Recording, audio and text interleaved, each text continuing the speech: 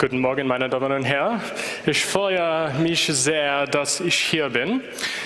Aber Deutsch ist nicht meine Muttersprache, so deswegen würde weiter ich auf Englisch sprechen. Es ist eine Ehre, zu hier sein. So the Chaos Computer Club to me is like family, and it is such an honor to be able to speak to everyone here, and it is ridiculous that they asked me to give the keynote.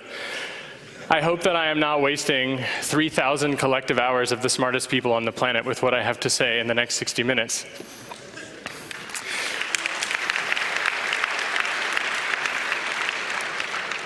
I want to start by thanking everyone that is in the audience for being here, and for some specific people. I want to call out Laura Poitras, who's this woman here next to the woman with the camera, because she produced and edited the videos that we're going to see.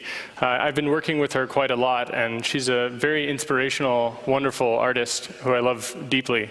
And I'd like to start by playing a video, which is part of an art project we're working on, that many people are working on. And if we could play that first video, I think it would be a good way to start this off.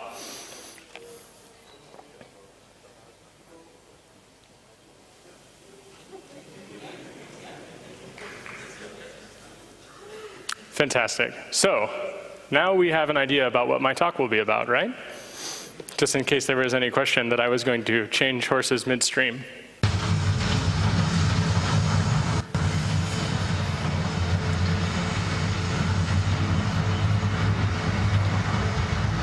This is a location, it's called Bluffdale, Utah.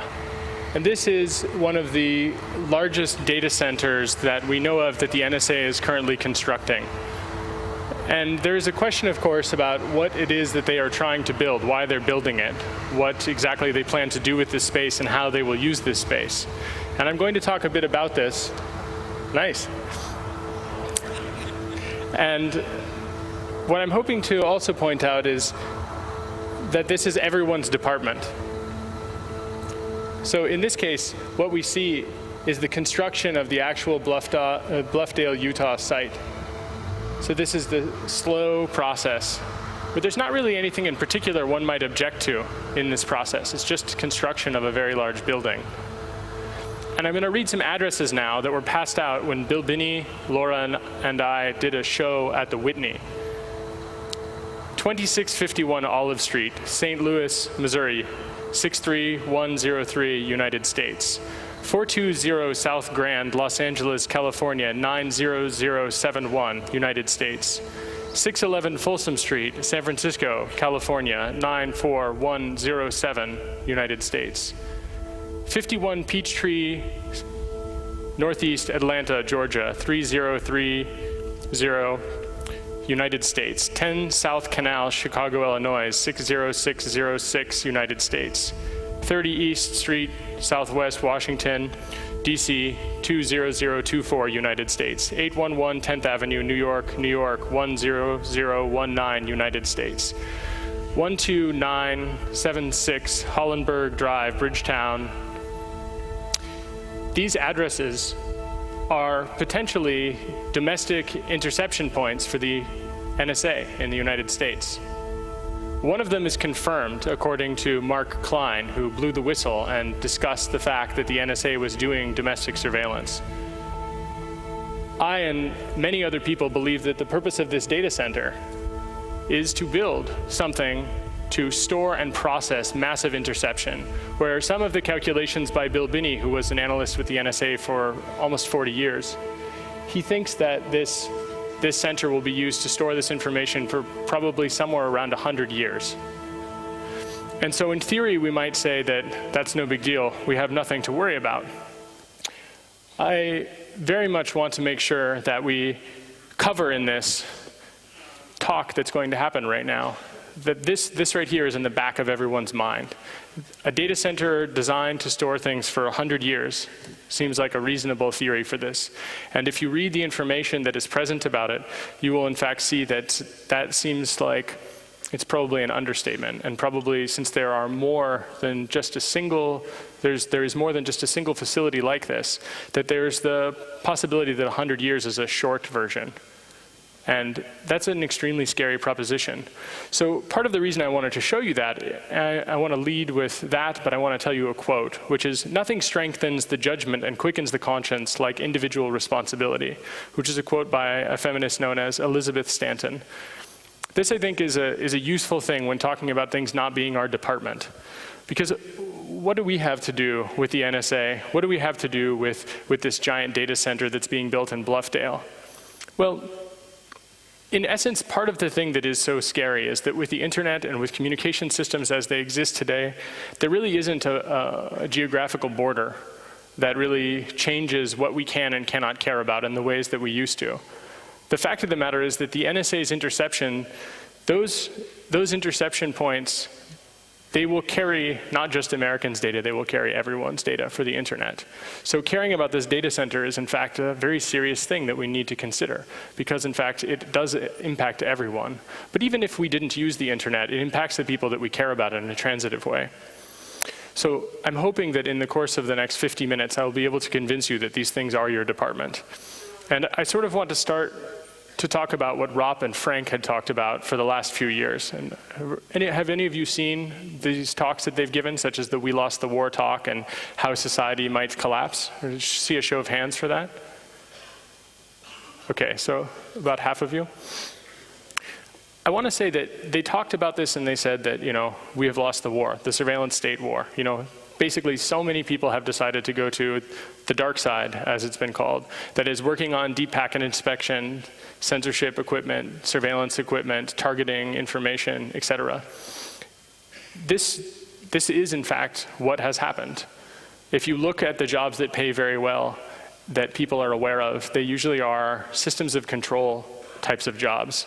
There are research positions, obviously, that exist in the world, but it pays better to work for a Lockheed Martin than it does to work for a university. So people will choose, I think, for sometimes good reasons, or for understandable reasons, to do these types of tasks. And sometimes people will even make moral arguments saying things like, because of Stuxnet, we were able to avoid violence or bombing of a factory. Of course, the reality is that these things are not used alone. They're used together and in concert with bombings of factories. So it's certainly worth mentioning that these guys, Frank and Ropp, as well as many other people who did not stand up and tell the Congress about their ideas, that these people were really onto something. And unfortunately now, we actually live in the world that they were describing that was coming. And it's an incredibly scary world. And in the last few years, I've had the misfortune of being targeted by a large section of this world. And I can tell you that it's been quite an uncomfortable series of days.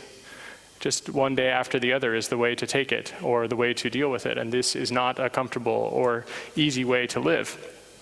And when Frank and Ropp talked about this, they still had some kind of hope in their voice, and I think that that was important. So what I wanted to do was to try to take that hope and to focus on it, and to try to take it and say that despite the fact that there are these oppressive systems of control, and despite the fact that we do now live in a surveillance state, that it may still, I think reasonably so, be possible to resist the surveillance state and to turn things around if we wish.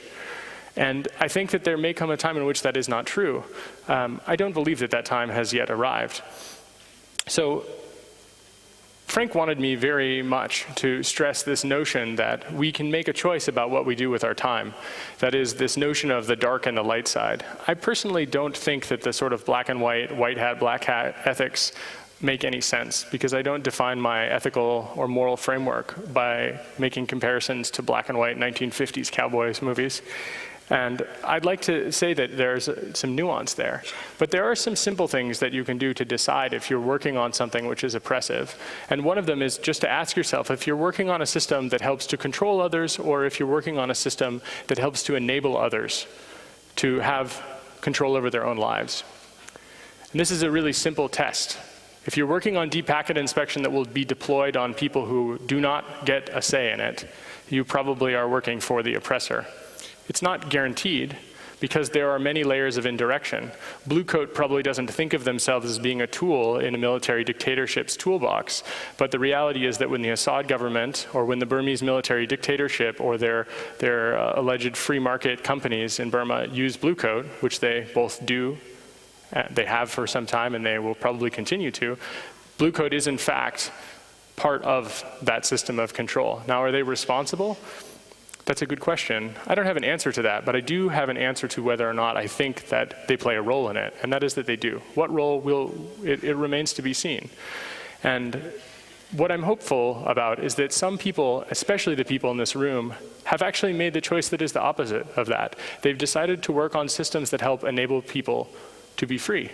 When, for example, we see that Mitch Altman from Noisebridge has dedicated his life to teaching people about electronics and to open hardware and free software, we see that he is enabling people in a positive way. And this is something that we as a community, I think, should really step up commending people who do this. Bunny Huang, who builds open hardware, he is a hero.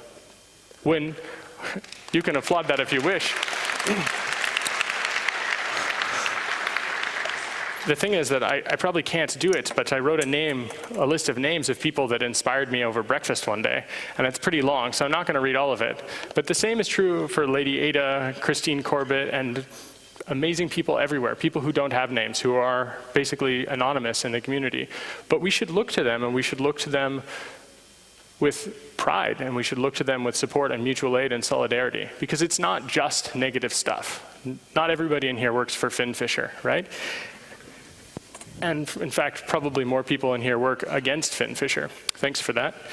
And so to that end, we can make a choice about what we'd like to do. And it is possible to make a living making free software for freedom instead of closed source proprietary malware for cops.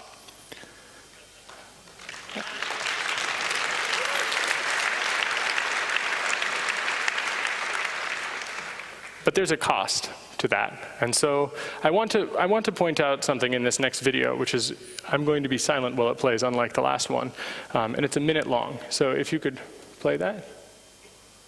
Does the NSA routinely intercept American citizens' emails? No.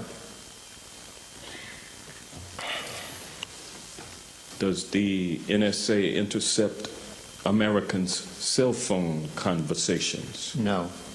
Google searches? No. Text messages? No. Amazon.com orders? No. Bank records?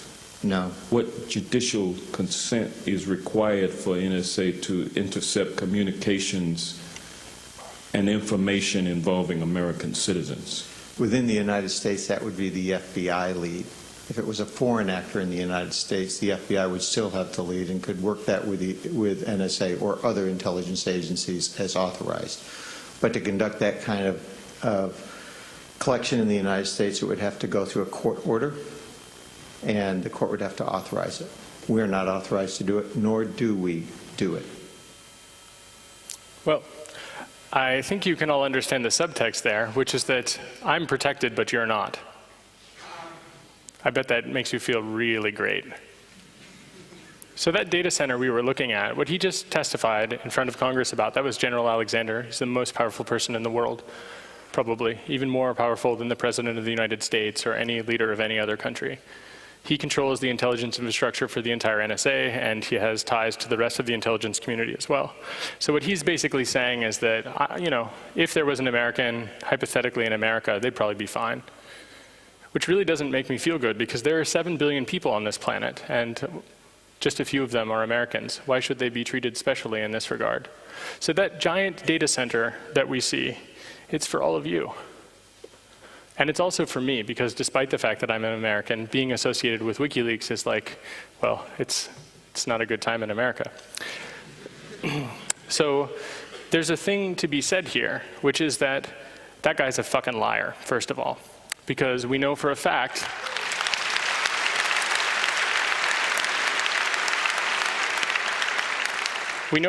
from Mark Klein that the NSA was in fact doing dragnet surveillance of all of those things. So straight up, the guy's a liar.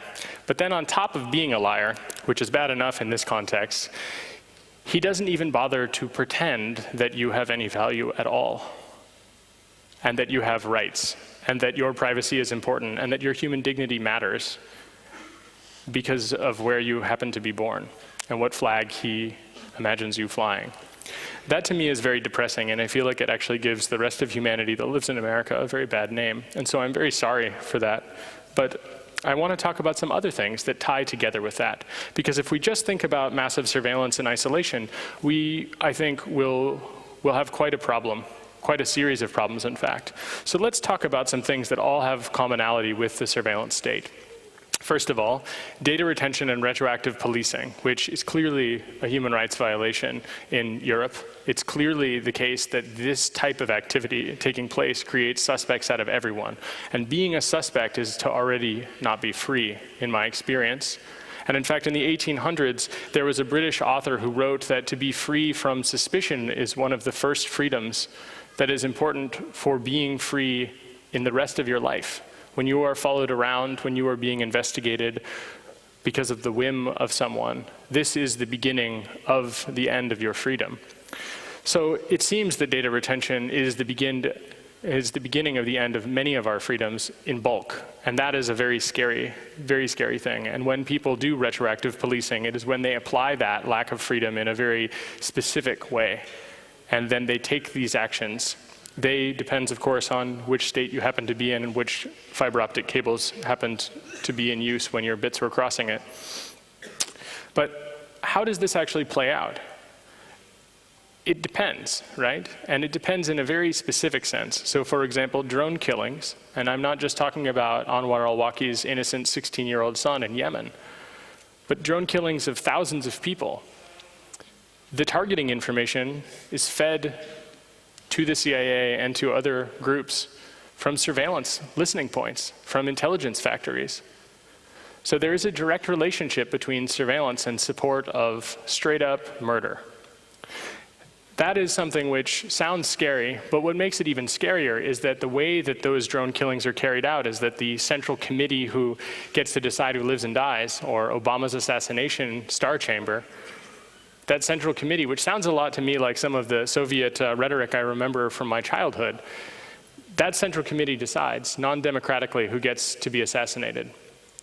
And it's just a hop or two away from surveillance. So when you assist the surveillance state, you literally are helping to kill fucking children. That's something which is maybe not going to help me sleep at night. And you can choose not to be a part of that. Almost every person in here, I think, has made that choice. But if you're on the fence, I guess you can guess where I would suggest you go. But there are some more ties, because let's say that drone killing just seems a little too far off, right? Well, in Uganda, there has been a proposal for some time now, which seems to be almost pushed back, but not quite, where they wish to make it a death sentence for being a homosexual, where aggravated homosexuality is a crime. I think that's where you continue to flip your wrist. I'm not quite sure what aggravated homosexuality means, but this basic notion that someone would be forced to report on you, or they would also go to prison. This is something which surveillance will impact greatly, and it will make a huge difference.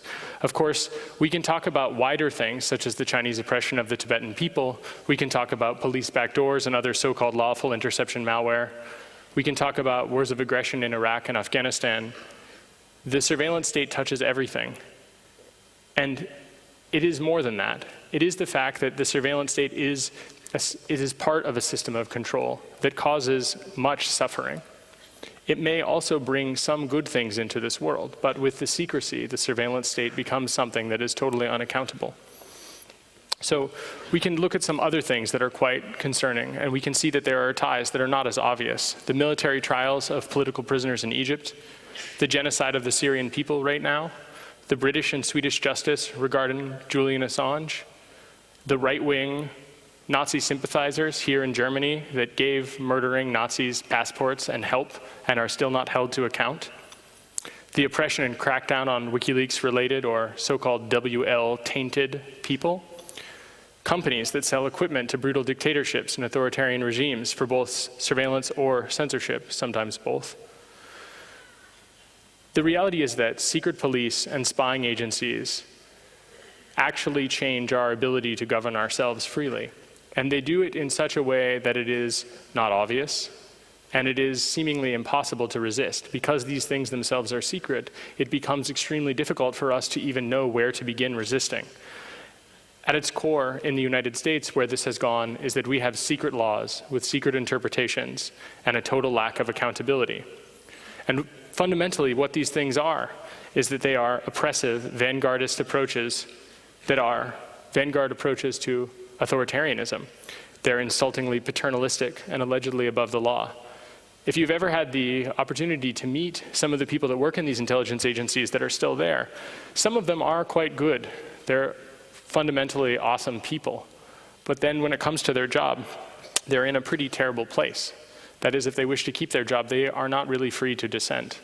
If we look at people, for example, like Bill Binney and Thomas Drake, what we see is that when you dissent, you will be crushed. Your family life will be ruined.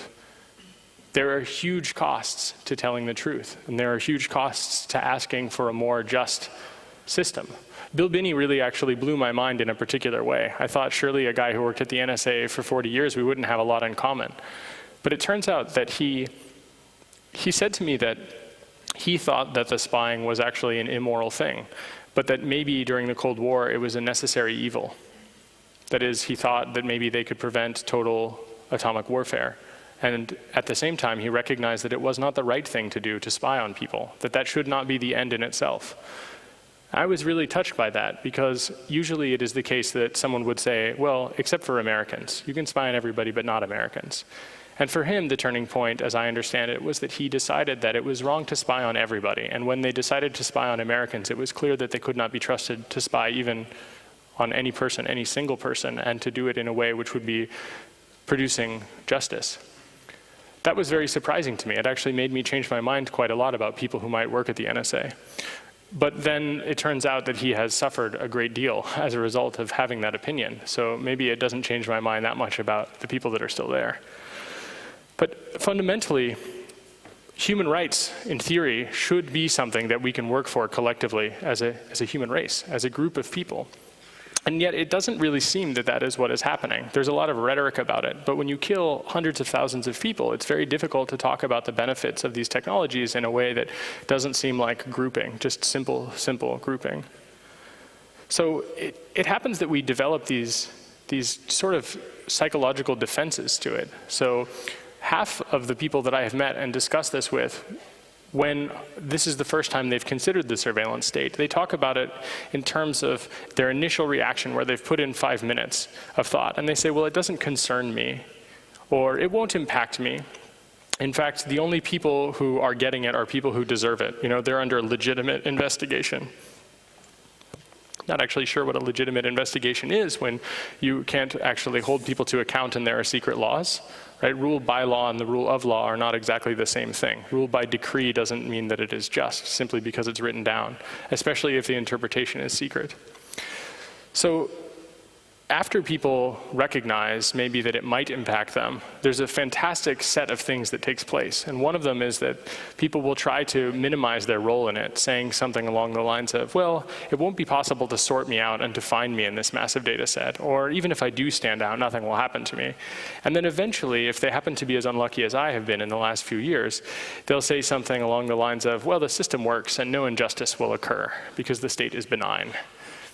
There are not many people that I have met that have gotten to that stage who actually continue to think that for very long. It might be worth considering that perhaps we don't have to get to that point to recognize that there is great folly in that set of thoughts and that plan for thinking about it. It might be the case that the surveillance state that exists, in fact, is negative, even if we do not yet understand fully its negative effects. So you see this also as a social defense in groups, as a reaction. I think probably the split between WikiLeaks and OpenLeaks is the greatest example of the fact that groups, even effective groups, will split and then they'll have bad blood and it will in fact deliver utter failure. And it's very sad, tragic even. And this kind of stuff is something which, even when trying to resist it, we aren't quite aware of how these types of things happen. I mean, history shows us certain ways that these kinds of splits might occur. But it isn't the case that we fully grok those historical lessons.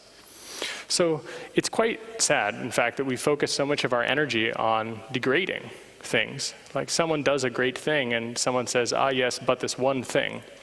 And the discussion becomes about that one thing.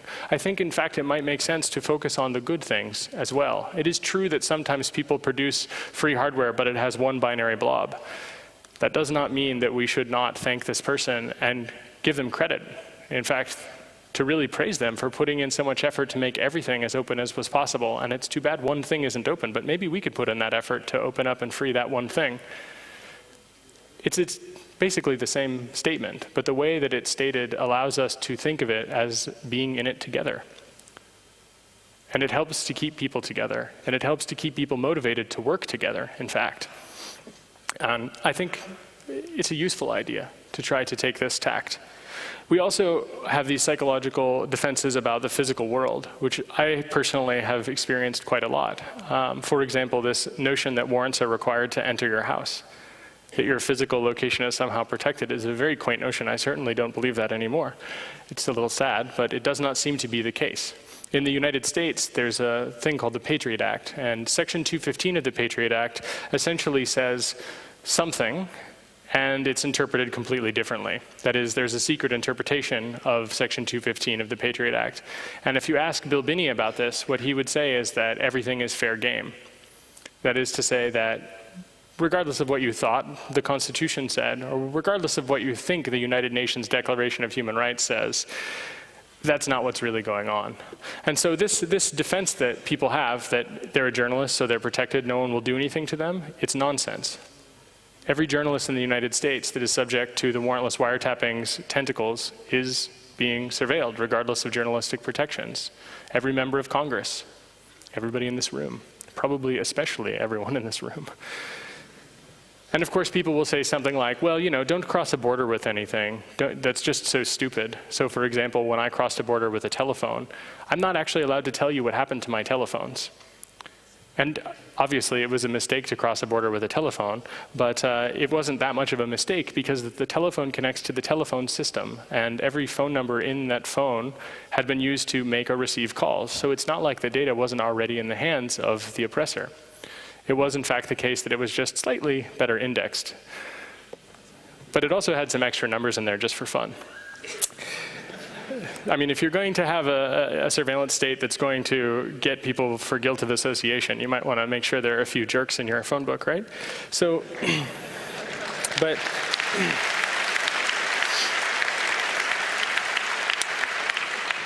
the reality is that, well, I can cross a border without anything of consequence. That is me deciding to become subdued, and it is me deciding to accept the oppression. And everyone here can make that choice, but I say, fuck that. That's not a choice that we should make. That's, in fact, a coping mechanism. And these kinds of coping mechanisms are a response to feeling a lack of agency, a feeling of total helplessness. For example, people will run through their mind like, how will I eat? How will I feed my children? How will I educate them? If I don't play along, if I don't comply, they'll make my life hell. Part of the problem here, and it's funny to say it in Europe because it's such a different context, but part of the problem here is the state. When the state has the power to make you make those kinds of thoughts appear in your head, when it allows you to create that and to make those choices, we become less free. So maybe recognizing those coping mechanisms and then trying to progress to the next one, trying to progress to the next thought could be helpful. I think that it's helpful. And for me, what I have tried to do is that I have tried to recognize that I am trying to cope with a situation that is impossible to cope with at times. I mean, there's really nothing quite going to ruin your night like feeling like an entire state is stepping on your throat. It's not even great to talk about at parties. I mean, there's really not a lot that is good about it. But there is some good that can come of it, and that is to show other people that it is not total, that it does not merely end in tears. I mean, it might, but it doesn't every single day. You get to choose how this goes. I had the opportunity recently to meet the Dalai Lama in India about 2 weeks ago, and to meet the Tibetan people who had escaped from Tibet under the oppressive Chinese rule. People who had been shot, their stomachs ripped out, their skulls cracked open, their teeth knocked out, their families jailed. You name it, they've experienced it. And I realized I have no problems. By comparison, especially, but I recognize something, which is that these are the friendliest, nicest people you can imagine. I mean, it's really quite a touching thing. Despite the fact that about 100 years ago they were a brutal theocracy, they certainly have learned since then. And it is the case that we can decide how it is we cope with these things. We can become increasingly cold and atomized. We can become destroyed. We can undermine our communities. We can work against our own interests in the long run, or we can choose to try to find joy in the life that we have. And we can try to have a better world than the one that we have just come from, that we have experienced. when I look at Bill Binney and Thomas Drake and Jessalyn Radcliffe and John Kirikou, who are some amazing whistleblowers in the United States, and 3 of them are in fact in the audience here and have a talk later today that you should attend. It is the best thing, I think, at the Congress. And I'm including this talk. So these guys and Jessalyn are amazing, and I recommend that you hear their story, because they will be able to tell you about what it is like to stand up for the right things, and to even to try to do it in the most straightforward way possible, exactly by the book. Binney basically took a decade working through the system itself, only to find out that the system itself isn't working to take care of the problems it's supposed to take care of.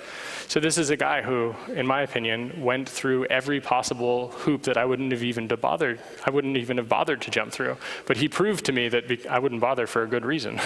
I mean, it does not work out well. And I mean, there is something to be said about this, but their story, I can't do justice by talking about it. Just the same way that I can't do justice to the story of Bradley Manning. I can't do justice to the story of Julian and what he is facing right now. But what I can say about these things is that if you compare and contrast them with Robert Bales, the alleged Kandahar massacre, I guess you could say, is that when you do things in service of the state, even if it is killing, allegedly, 20 Afghanis, they will whisk you away, give you time for your family to move, and instead of, in the case of Binney, having a gun to his head while he's taking a shower, they just make sure to take him to the general population of Leavenworth right away. Compare that with Manning, for example, who instead spent, months in being tortured in Quantico before moving to the general population of Leavenworth. So there's something to be said about these kinds of examples that have come before. And I think what it is that there are people who will have a very hard path when they choose this path. It is worth choosing that harder path. Bill and Thomas and Jessalyn have worked very hard on trying to show the world that, in fact, it's not completely worth giving up on, but it is not an easy task to go through. And when talking with Thomas about what the impact has been on his family, it is clear to me that the state intended for that hardship as one of their tactics. But the return is that it used to be that people would think that me or someone up here talking about the surveillance state, talking about the Utah data center, that we were completely fucking crazy. But now that's not the point. No one thinks that anymore. Now we understand that the NSA's warrantless wiretapping program is real. We understand that the data center is there to spy on all of us.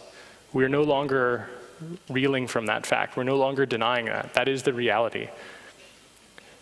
It is because of the things that they have done that that is the case. It's because of the bravery that they have had in their hearts and the suffering that they have endured. And the point is not to make it a pity party for them. And the point is not to say that anonymity is not important. It is simply that anonymity in itself is not enough. It takes more than that. Anonymity will buy you time, but it will not buy everyone else justice.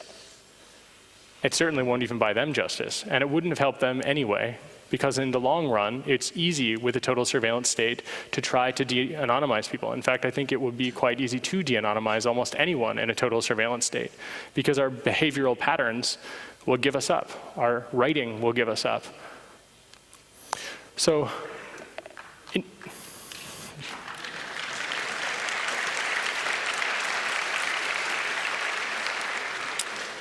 theory, the things that I've said are things that are not probably new to anyone here. And you often hear that as a tactic for dismissal. Well, it's nothing new. There's nothing special there. And I hear that. And I'd like to raise you a please stop, adults are talking.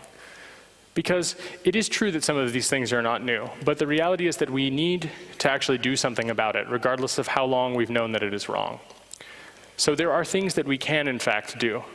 And it is worth mentioning that this is not just happening to people that are whistleblowers or associated with the most dangerous people on the internet or anonymity or something like that. This happens to regular people. I'm going to tell you briefly for about 2 minutes an example of this. And it's a very personal example, which I sort of have been debating about whether or not I was going to mention. And I think I'll mention it just because I think that it is important. In the United States, it's probably not surprising to most of the people here, I have a mother. And my mother, I know, but My mother and I are not particularly close, and unfortunately for her, she's quite mentally ill, and it's a very sad story, and her life is quite tragic, more tragic than any person that I have mentioned so far.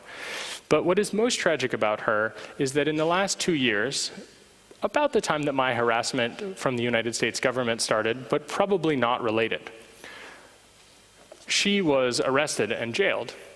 And the state broke basically every law that you can imagine in arresting her, including breaking into her house without a warrant for arrest or for search.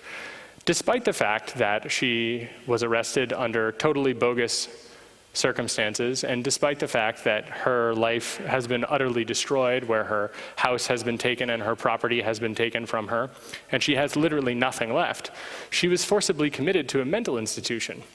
And as a result, they decided that they can hold her for 3 years without a trial.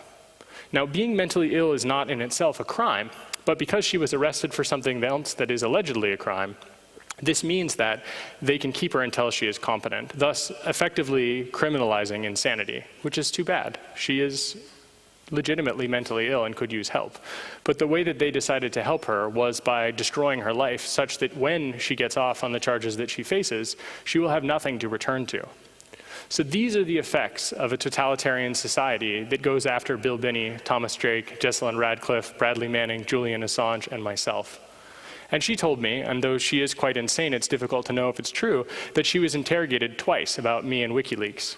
Once before she was being treated, and then once after she had been forcibly injected with antipsychotic medicines. Now, that's a pretty upsetting thing, to say the least. But the most upsetting part is I don't know if it's her crazy ramblings, because she is quite crazy, or if it's true.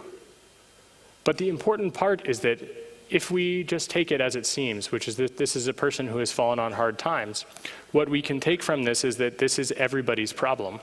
I mean, it's actually also technically my problem. But the important part here is to recognize that she is what is happening to everyday regular people in American society. And that's a really upsetting reality, to have that happen. So what can we do about these things, right? I mean, if you're still not convinced that this is what happens to regular people and that you will skate by just fine, I don't know what I could say, really, to convince you. But I suppose I could say to look to the children who have been killed by drones who were also innocent and see what kind of justice that they have. But it seems to me that rather we have to fight against things. But we have to do more than just fight against them, because merely fighting against things becomes corrosive. In my mother's situation, fighting against her unjust imprisonment, the same for Bradley Manning, the same for Assange, the same for all of the people that have been unjustly harassed, or worse, that burns you out, and it destroys your life. And it destroys your ability to feel hope, to have fun, to be able to relax. I can't even remember the last time that I did not go to sleep wondering if I would wake up with a gun in my mouth when living in the United States. Because that's the kind of world that we live in now. And maybe you're lucky and you don't live in that world. But the reality is that lots of people do live in that world. And whether or not they deserve it, there's something to be said about people who are not arrested who have to worry about that kind of stuff. Maybe that's not the world we want to live in.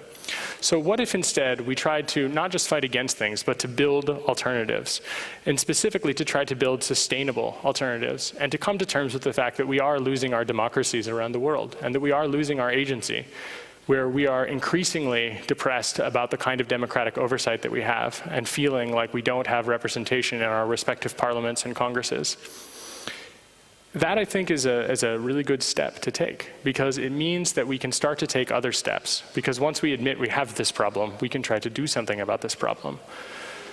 At the Tor project, one of the things that we've been trying to do is to build a thing called the Uni probe. And Arturo Falasto and Isis Lovecraft, who are two of the most awesome Python hackers on the planet, they have been working on a probe to try to detect internet censorship so that we can do something about this. They are building a positive alternative where we will have data to be able to talk about human rights violations in the context of scientific observation, which will allow us to actually be able to have conversations about whether or not this does the right thing for our societies, whether or not these are trade issues. This kind of constructive approach is awesome, and we should applaud it. I don't know if you want to stand up, Arturo, but you should.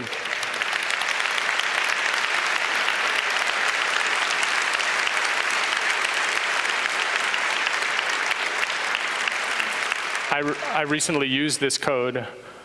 I wrote the very, very first version of Uniprobe, and Arturo was so disgusted with it that he rewrote it from scratch. I admit, I think that was probably the right choice. But I used it in Burma. And using this, we accidentally discovered a new way to detect censorship and surveillance that we had not previously considered, which was, even if you don't know a censored site, if you use Twisted, it's so efficient that it will crash the Blue Coat device for non-censored sites. Thank you, Blue Coat. These kinds of positive, constructive approaches are worth talking about, and there are lots of them. Everybody that's worked on GNU projects, everyone that's worked on free software and open source software, everyone in this room that has worked on hardware, who's worked on documentation, these are things which we should try to focus on, and we should do it towards some goals. We should try to consider that when we build free and open source software, when we build free and open source hardware, we are enabling people to be free in ways that they previously were not. Literally, people that write free software are granting liberties. About 10 days ago, I had the, I guess pleasure is the word, to go to Burma.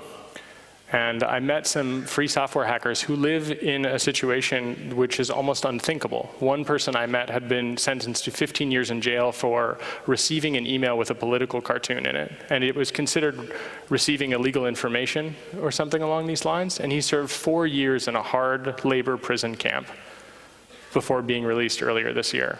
So the conditions for hacking, the conditions in which communication is not free, where SIM cards cost $250, where there's massive class stratification with regard to the internet and censorship, these people are working on building free software there. Literally free software for freedom. So when you work here on free software for freedom, you are enabling them to also work on freedom. This is a kind of mutual aid and solidarity which you don't even need to know that you are doing in specific. But you are. So everyone that is working on free and open source hardware and software is actually concretely building a better world. And yeah, there are exceptions. There are sometimes people who make new licenses because they don't feel like they get enough credit. I think it was Theo DeRate that said that. And I mean, it happens. But ultimately, overall, it is a positive thing. And writing free software is great. And ultimately, part of the goal here, I think, something that we can agree on, is to try to live enjoyable lives that are free from coercive force. This is something that, regardless of how we live our lives, that is probably something that we wish to work towards everyone being able to have as their life, to be free, and in a very specific sense, where they get to choose what it is their freedom represents, where they get to choose how their life goes. Working towards that, you might be able to call it, as Peter Singer would say, a preference-based utilitarianism. The reality is that I'm never going to believe in your God, but I'm going to respect the fact that you might believe that God exists. We have to come to terms with the fact that we live in a pluralistic world, whether or not some people like it, right? The right-wing Nazis that the German secret police were helping, those guys didn't want to believe it, but those guys are dying out, even though there are a lot of them. There are 7 billion people on the planet, and no single person is going to be able to usher in their dreams of getting rid of the rest of the people that don't believe in them. And that's great, by the way. I say that as someone of Jewish descent standing in Hamburg right now, which is fantastic.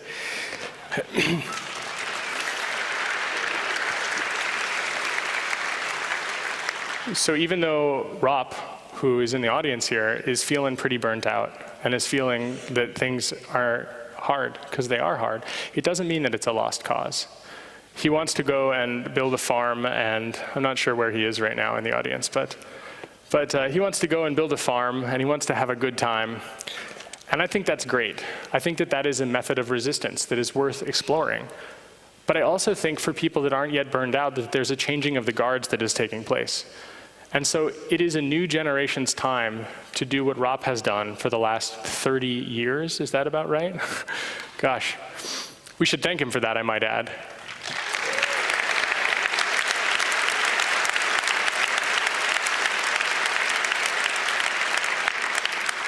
So we should, I think, stop trying to fool ourselves when we say that we don't care about things, or that we want to help, but we don't help the things that are obvious and directly in front of our face. We should try to work together, I think, to try to build independent structures to replace the parts of the state that have been dismantled. This is something which is, I think, highfalutin and difficult for people to grok, but part of the reason that we lose so much in our societies is because we don't have democratic control over the things that matter to us. So what we need to do is to try to replace those structures. The structures especially that are missing. And that includes stuff that's not very sexy, like childcare and education, as well as, you know, open and free basebands for cell phones. It's all related. So I think we have to move from a world where we act, not just a world where we react. And there is a story about Emma Goldman, who is one of the greatest feminists and anarchists to ever walk on this earth in terms of the work that she has done. And she talked about how she wanted to see the world to be a better place, and she wanted to bring about this anarchist utopia. And an old man confronted her, saying, well, I would like 1 hour extra of leisure time, and I recognize that compromising makes it difficult. But, you know, I'm old, and I will die, and I will never know your anarchist utopia. So 1 extra hour of leisure time a week is very useful to me, and it's all that I will ever see. And so I think it's a good reminder, and that story, I tell it briefly and badly in order to try to tell you that the means, in fact, are the ends in most of the activities that we take. So the people that are breaking into computers and spying on people for the state, those people put people in prison, often as unjustly, even in some cases justly. Even though I'm not a fan of it, I understand that there can be some good that comes from it. But the reality is that that means that the control structure has become one that breaks into things and spies on people. That is the end for the people who meet that as their untimely end. And I recognize that this kind of means-ends discussion is one that is quite controversial. But the reality is that when we don't act with compassion on a daily basis for people who are suffering every day, when we look the other way because of petty fights, as an example, the way that many people, because they do not like certain aspects of Julian Assange or Bradley Manning, that they look the other way for the injustice that they face, even despite the fact that there is a difference of opinion about many things. People do not deserve to be tortured, and people do not deserve to be unjustly imprisoned. To me, I think that, you can clap if you want.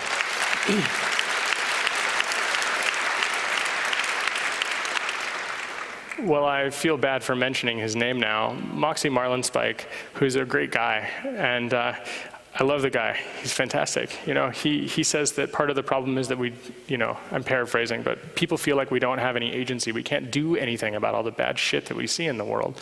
But the reality is that we actually do. So if you believe, let's take a survey. Raise your hand if you think anonymity is something that is good and that you think is a fundamental right we should all have. Now raise your hand if you want to do something about it. Now keep your hand up if you're going to run a tour relay. Everybody that put your hand down, why aren't you running a tour relay? You can do something about it right now. There are costs.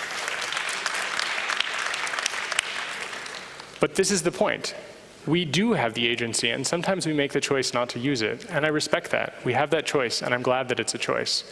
But we should recognize that when we choose not to do things, or when we are afraid, that that is what it is.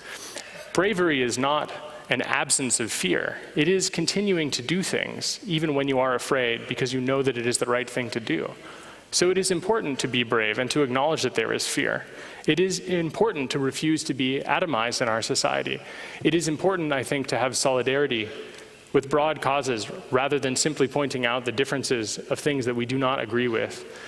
Having mutual aid with humanity as a whole is something which is very highfalutin and out in outer space, in a sense. But this is the hacker community that wants to put people on the moon, so I believe that we can accomplish a little goodwill towards each other as well.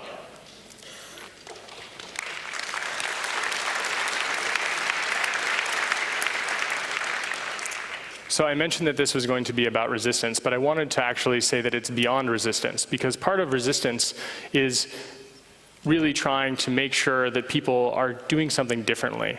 But what if instead of making sure they do something differently, we make sure that there are alternatives available for people to freely choose?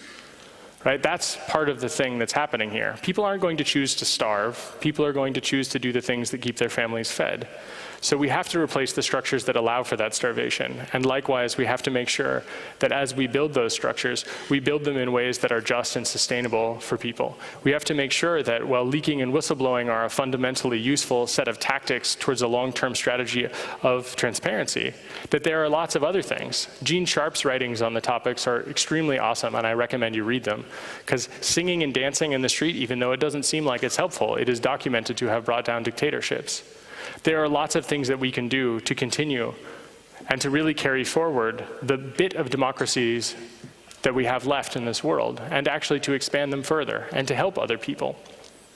And it's worth doing it, right? I mean, hacktivism as a strategy is, I think, worthwhile, but it's worth also mentioning that while breaking into something is sometimes technically quite difficult, it's fundamentally much easier than building something that is something that everyone can use freely, something that is going to benefit people.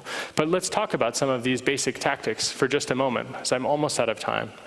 But there are things that are scary. Like when I say that we should get rid of secret police in the world, people expect lightning to strike or a sniper rifle to like release some magic pink dust from the back of my neck.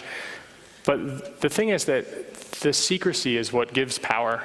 And so I think what we should try to do is that if we have secret police that are not democratically interfering with society, you should out them.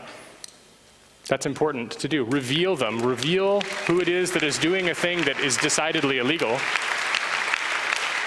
and ask for accountability. If it is decidedly illegal, that they are doing something that is, for example, helping right-wing murderers, then show that that's not what society actually wishes these people to do. Because otherwise there is a kind of culpability. This notion that it's not your department is nonsense. It's all of our department. You get to make a choice between living a life where you are going to have quite a lot of shame in the end, or one where the whole earth is your department. And that's a choice we all get to make, and we all make it all the time. I'm honestly humbled that people like Karsten Losing in the front row here could have chosen to work a cushy job at a university, but he chose to work on metrics for the Tor project. He's a brilliant guy who can probably do anything he would want, and he has chosen to do great work helping people to speak freely. And the same with Linus Nordberg and with George and with other people in this audience. So you can make that choice, and the return is the freedoms that we actually have now in our life. So I think that, I want to close by saying that when you hear that governments are murdering people, that you don't just brush it off, that you actually think about it. You look to who's accountable about it and collect data. Rop actually encouraged me to think about this. We may not be able to bring justice for people today, but when we have data on the people that have done this tomorrow might be the day when we get to bring those people justice. Not brushing it off, not becoming desensitized to it, keeping that around, that will allow us to hold people accountable later, even though right now we can't. License plate scanners across your city, get that data. One useful thing you can do with that data is you can reveal all of the covert surveillance taking place in that city. Think about it for a few minutes and you'll figure it out. It's not very hard. So then reveal that information, because spying is wrong, because spying is an affront to your human dignity. Data retention, same deal. Get that data, use that data for something useful. Try to make sure that it is clear that those are not the decisions and trade-offs we want, where a total surveillance state won't actually allow even special people to retain their specialness. It's quite dangerous when you have a total surveillance state, but we have not yet fully understood that yet. But we work towards that over time. So if I think I were to leave you with just one thing, I would leave you with something the Dalai Lama said in his teachings. I'm fundamentally not a religious person at all, and so I'm going to leave out the last part that he said, because it doesn't really jive with what I'm trying to tell you. But I'll tell you what it is, but I'm not going to say it at the same time. He said that death is certain, but the time of death is uncertain. And I think that this is something which is hard to cope with, but it's something I've heard from Bill Binney, actually, which is very inspiring. I've also heard it from Dan Ellsberg. They both said that they're old men and they've got nothing to lose, and that they're going to do the best that they can, because, well, what are they going to do? Jail me for the rest of their life, they say? That's awesome that they would say that, because they may only have a little bit of life left. They're both older guys. But I think the important part is to recognize that they're coping with that certainty, that they will have to sleep at night, that they get to choose what they're going to do with the remaining precious bits of time that they have. And they have chosen directly and clearly that it is their department to do the things that are within their control, to not sit idly by, to not be complicit in serious things that are going seriously wrong. And so what the Dalai Lama also said was that at the time of death, the only thing that will help you is religious practice. And I think that might be true on a personal level, but on a societal level, another thing that helps is to recognize that we all are going at different paces. And so as people make these choices, they impact the world and what other people can do with their lives. So Bill Binney's actions, he may not live to see all of these things come to fruition, but the important part is that because of what he has done, it has inspired others. And those other people will take action and activity that will make the world a better place. So with that said, I'd like to say that some of the goals I've laid out in this, I'd like to think that they are everyone's department, and happy hacking. Thanks for having me.